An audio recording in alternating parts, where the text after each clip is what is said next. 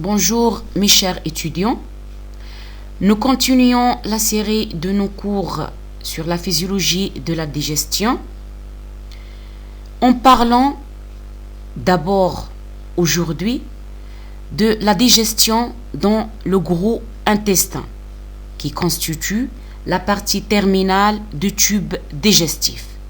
Puis on passe à la deuxième partie de la physiologie qui est la transformation des aliments en nutriments. On commence, comme d'habitude, par un schéma représentatif du gros intestin. La structure de ce dernier montre la présence des ostracions qui donnent l'aspect bosselé du gros intestin. C'est un tube de longueur 1,5 m et diamètre 6,5 cm. Il se compose de 4 parties. La première, c'est le cecum de 6 cm en contact avec l'appendice vermiculaire de 8 cm. Puis, la deuxième partie, qui est le côlon, se compose aussi des sous-parties qui sont le côlon ascendant, le côlon transverse, le côlon descendant et enfin le côlon sigmoïde. La partie du côlon, c'est la partie la plus longue et plus importante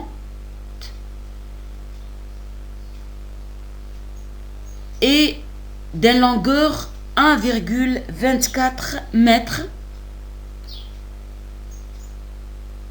La troisième partie, c'est le rectum de 17 cm à 18 cm.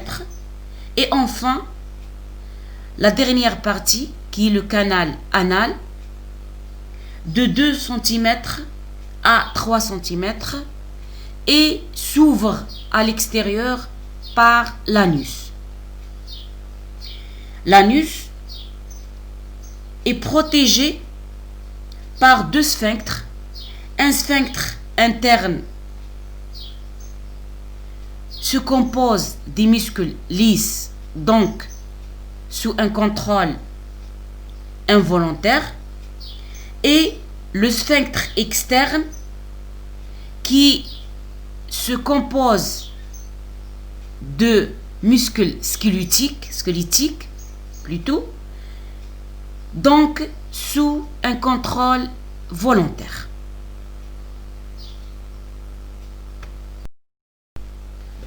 Le tableau numéro 4 représente la digestion dans le gros intestin. La digestion est assurée par des phénomènes mécaniques et des phénomènes chimiques. Mais dans ce niveau, la digestion chimique est assurée seulement par les bactéries qui existent à ce niveau. Il n'y a pas aucune sécrétion ni élaboration des enzymes et pour cela on peut dire que la digestion dans ce niveau est principalement digestion mécanique. À travers la musculeuse, on peut noter 4 phénomènes mécaniques dans le gros intestin. Les mouvements commencent quand les substances traversent la valvule iléocécale et le chyme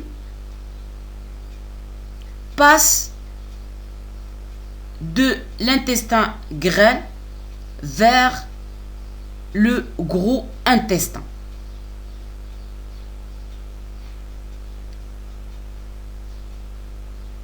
Le premier phénomène, qui est le brassage austral, arrive des ostracions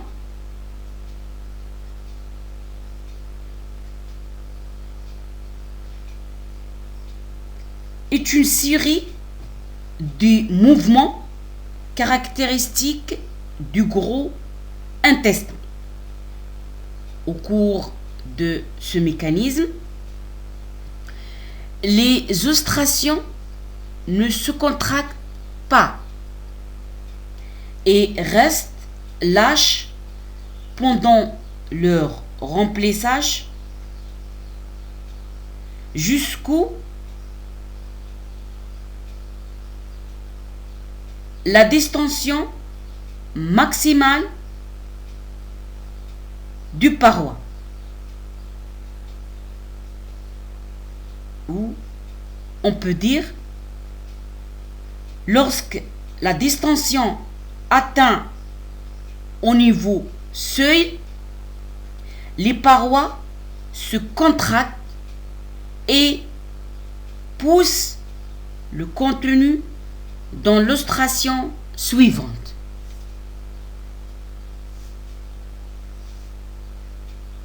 À travers ces contractions musculaires toniques, le contenu passe d'une ostration à l'autre directement.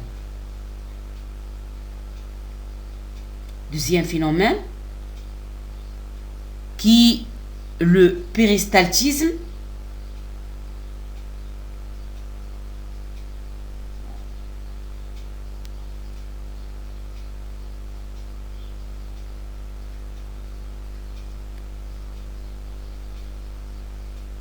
est un mécanisme d'un rythme moins élevé que dans d'autres parties de tube digestif.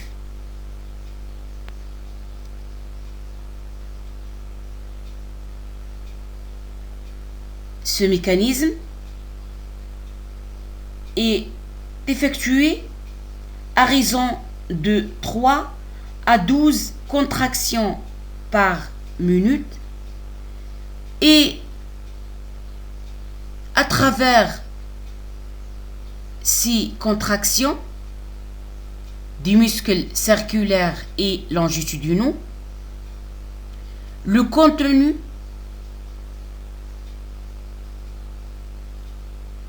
passe le long du côlon. Troisième phénomène,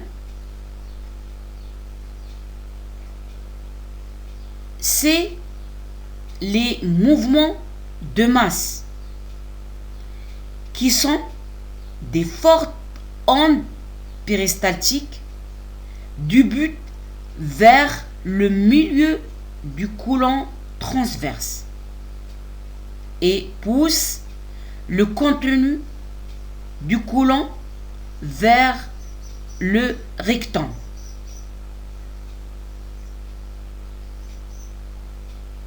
On peut nommer ce mouvement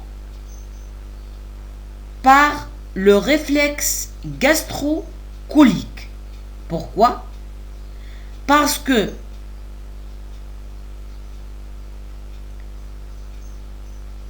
les aliments contenus dans l'estomac déclenchent ce réflexe dans le côlon. Les mouvements de masse en donnent lieu 3 à 4 fois par jour pendant un repas ou immédiatement après le repas. Dernier phénomène, c'est la défécation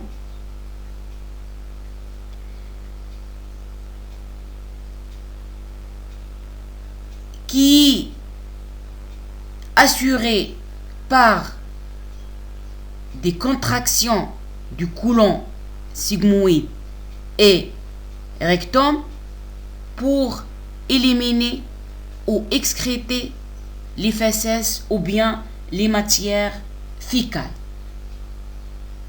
Et on va, je suis désolé, expliquer bien comme il faut comment ça se passe ce réflexe après ce tableau.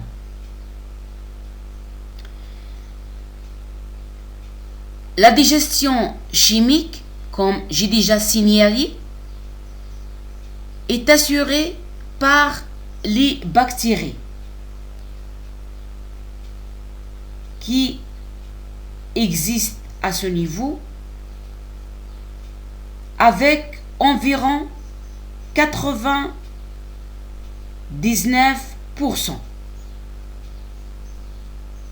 Donc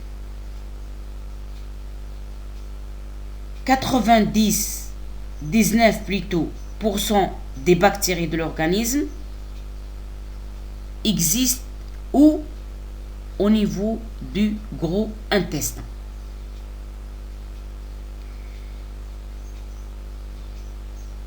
Et la dernière étape de la digestion, en général, est assurée ou bien est effectuée par ces bactéries et non par des enzymes du gros intestin.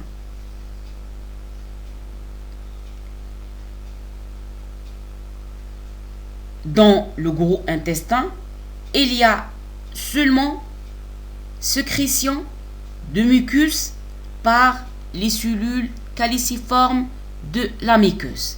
Et ça, pour lubrifier et protéger la muqueuse de côlon ou bien de tube digestif.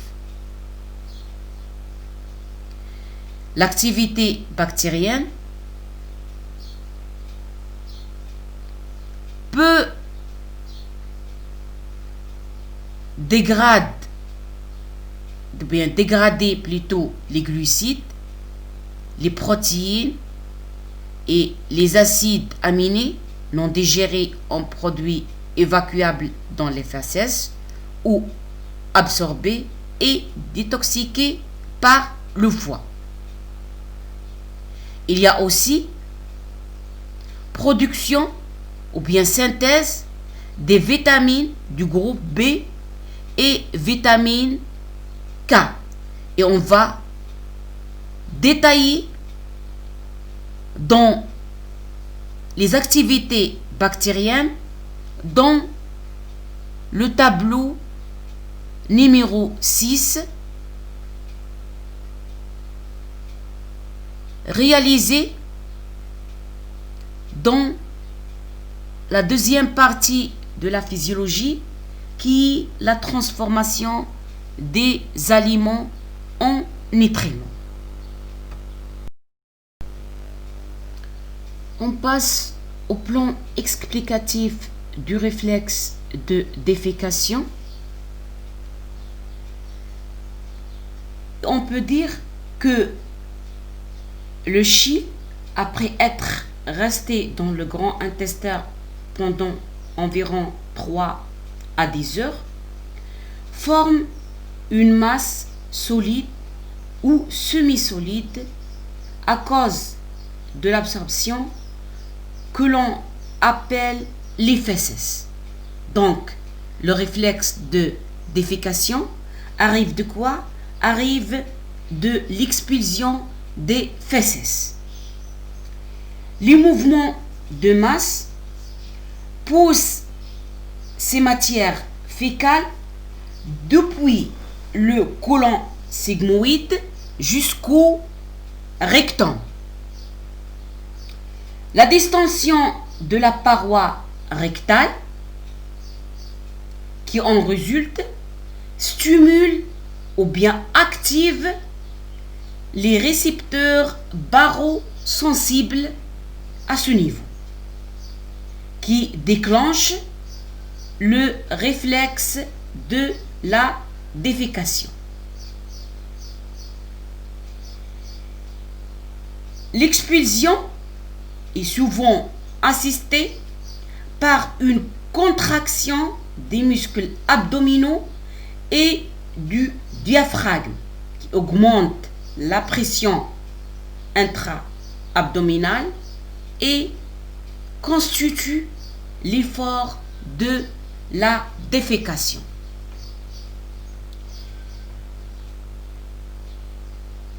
Si on voit ce plan, on peut dire que après l'activation des barorécepteurs, ces derniers envoient un influx sensitif vers la moelle épinière sacrée. Et après l'analyse à ce niveau, l'influx moteur envoyé à travers les fibres parasympathiques assure le renforcement des contractions au long du côlon comme première réponse. Puis assure la contraction des muscles longitudinaux du rectum, ce qui fait un raccourcissement au niveau de rectum. Donc, il y a passage de toutes les matières fécales vers le rectum, donc le remplissage de rectum. Il y a raccourcissement, donc le volume diminue et ça assure une augmentation de la pression interne, ce qui fait l'ouverture du sphincter anal interne, puis externe et donc assure l'expulsion des fesses.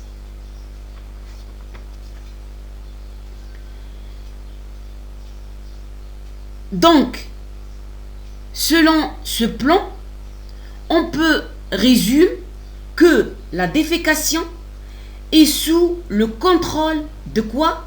De la motricité ou bien la motilité recto-anale. Qu'est-ce que ça veut dire? Si les muscles du côlon propulsent la masse excrétoire trop rapidement, il en résulte une diarrhée, c'est-à-dire expulsion des fesses liquides à semi-liquides.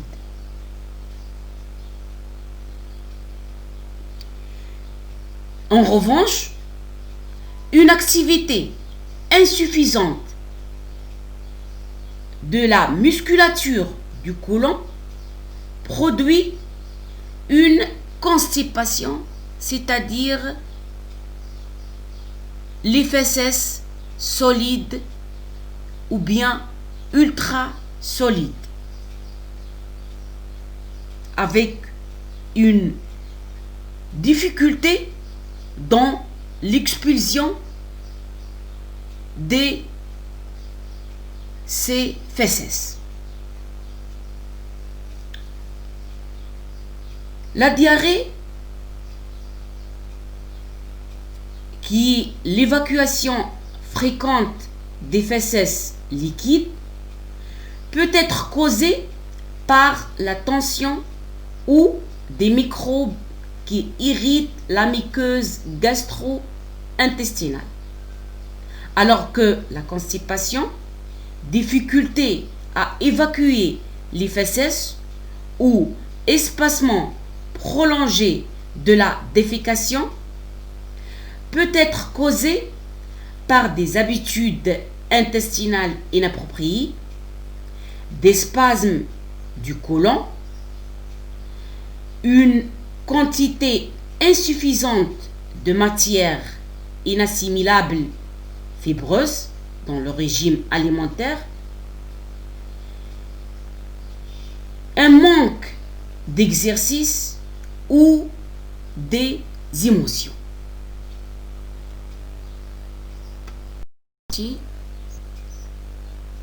De la physiologie, c'est la transformation des aliments en nutriments, c'est-à-dire les différentes réactions chimiques qui assurent la dégradation des aliments en nutriments simples et capables de traverser les cellules de l'intestin grêle vers les différents organes du corps. Et on commence par les glucides. L'essentiel des glucides ingérés est représenté par l'amidon, molécule de réserve énergétique caractéristique des végétaux. Cette molécule est composée de nombreuses molécules plus simples, liées les unes aux autres, qui ce sont les molécules de glucose. Sa digestion commence dans la bouche pendant la mastication grâce à une enzyme de la salive qui est l'amylase salivaire ou bien la ptyaline. Cette première décomposition de l'amidon est, on peut dire, stoppée par l'acidité de l'estomac, même s'il y a une continuité. Cette continuité est relative seulement.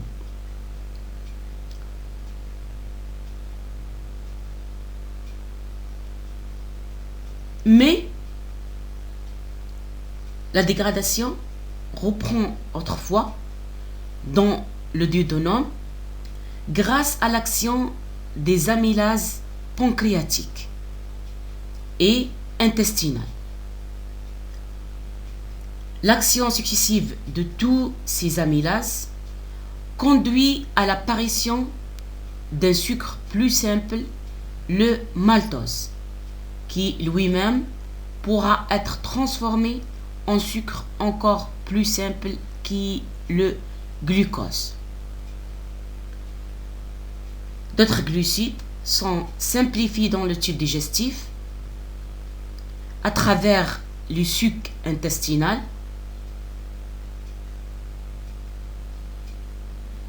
qui sont le lactose et le saccharose pour donner glucose et fructose pour le saccharose et glucose plus galactose pour lactose.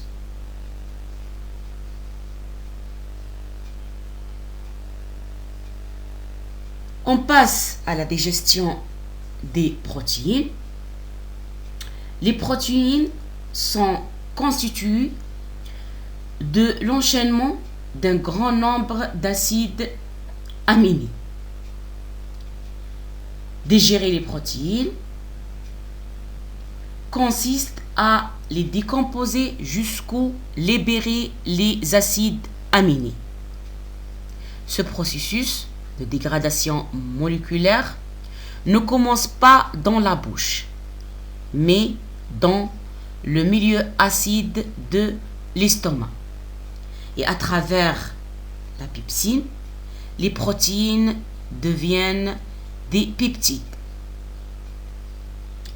Sortant de l'estomac et parvenant dans le duodénum, les morceaux de protéines sont alors hydrolysés par des enzymes très actives produites par le pancréas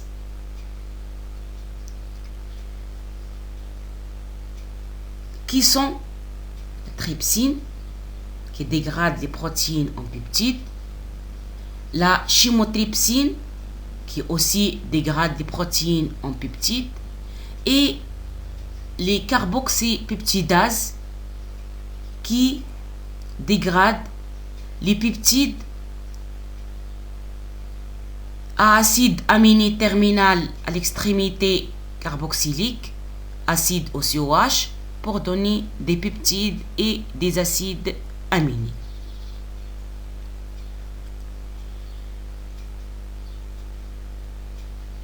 Les cellules des parois de l'intestin aussi produisent les enzymes qui terminent la digestion des protéines, qui sont les peptidases, et exactement deux types d'enzymes. On a les aminopeptidases qui dégradent les peptides, les peptides acides aminés terminaux à l'extrémité aminée, et les dipeptidases qui dégradent les dipeptides pour donner les acides aminés. Donc, on obtient finalement différents acides aminés.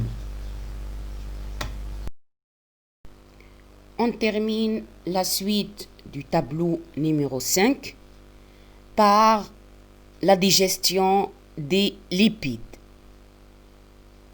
Cette digestion se fait essentiellement dans l'intestin grêle à travers les lipases. Mais cette action est rendue difficile par la faible solubilité des lipides dans l'eau.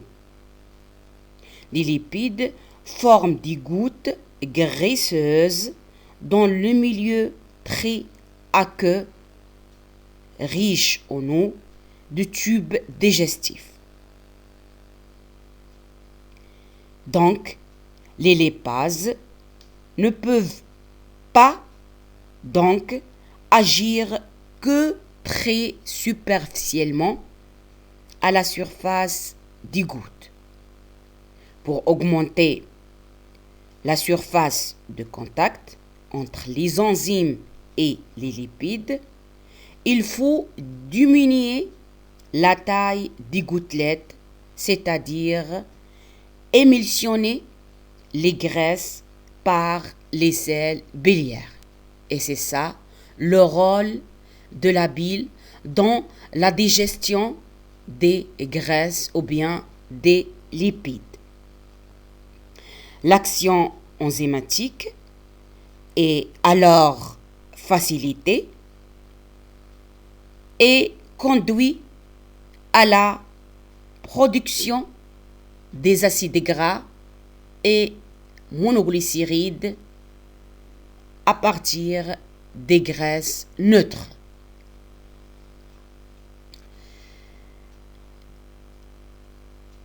La paroi de l'intestin grêle avec le pancréas sécrète aussi des nucléases qui sont ribonucléases et désoxyribonucléases Ces deux enzymes vont dégrader l'ARN et l'ADN des cellules, bien sûr, usées pour donner le pentose et des bases azotées.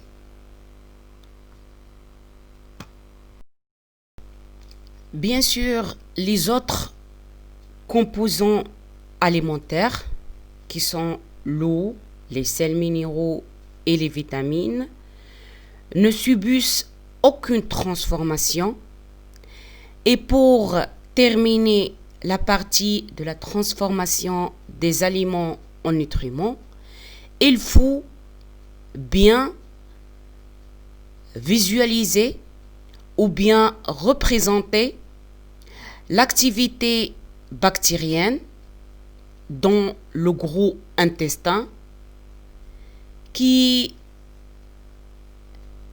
est résumé dans le tableau numéro 6. Ce tableau se compose de 4 colonnes. La première, c'est la nature d'aliments. La deuxième, c'est l'action. La troisième, c'est le produit de la réaction. Et enfin, à la dernière colonne, c'est le résultat de ces réactions. On commence par les glucides restantes jusqu'au le gros intestin. Les bactéries vont agir par une fermentation pour donner l'hydrogène, le CO2 et méthane. Ces produits forment des fluctuosités dans le côlon et en général 200 ml à 2 litres par jour proviennent de l'air inspiré, la fermentation et le métabolisme bactérien, c'est-à-dire les gaz qui existent dans le gros intestin arrivent soit de l'air inspiré, soit des réactions bactériennes. Deuxième partie, c'est les protéines restantes. Les bactéries dégradent ces protéines pour donner des acides aminés. Ces acides aminés sont évacués dans les fesses et contribuent à leur odeur. Les acides aminés aussi se dégradent par les bactéries pour donner l'indole, le scatol, le sulfure d'hydrogène et acide gras. Ces composants ou bien ces produits sont absorbés et transportés au foie où ils sont convertis en composés moins toxiques, c'est-à-dire détoxiqués, puis excrétés dans l'urine. En ce qui concerne, la dégradation ou bien la décomposition de bilirubine, après la dégradation d'hémoglobine,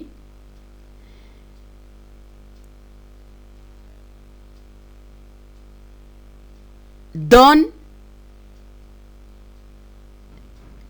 des pigments simples qui sont l'urobilinogène, et ces pigments donnent le couleur brune aux fesses. Les restes maintenant utiles de la digestion sont synthétisés par les bactéries en vitamine K et quelques vitamines de groupe B qui sont absorbées après, bien sûr, pour transporter à travers le sang vers, bien sûr, les parties du corps ou bien le foie principalement.